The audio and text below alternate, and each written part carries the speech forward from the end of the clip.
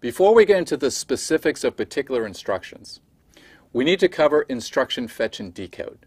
These are phases that we carry out for every instruction.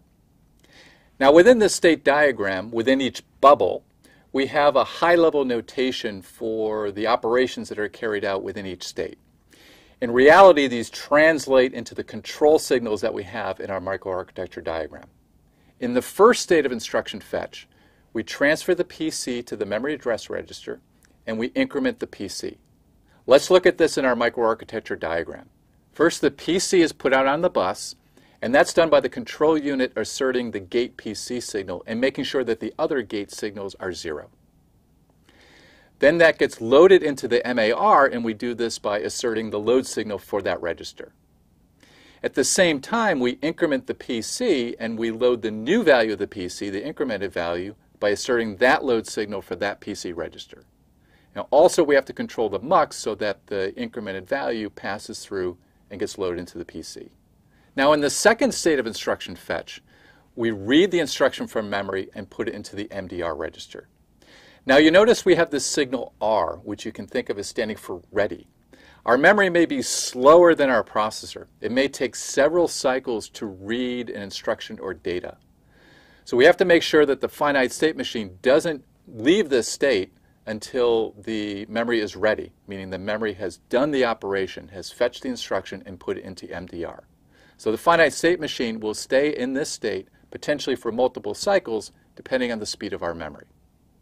Let's now look at our microarchitecture diagram and see how we carry out this step. The memory takes the address from the memory address register. It's told to do a read, and it reads the instruction at that location and it gets loaded into MDR. So the finite state machine will assert that load signal so that that operation takes place. In the third state of instruction fetch, the instruction in MDR gets transferred into the IR register. Here's how that step is carried out in our microarchitecture. The finite state machine makes the gate signal for the MDR register, the driver associated with the MDR register, to be a 1, makes the other gate signals to be a 0.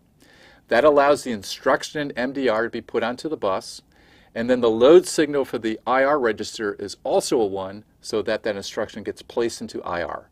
Now that we've completed instruction fetch, we're ready to move to the decode stage. In instruction decode, the branch enable signal is generated, and the opcode is decoded by the finite state machine control.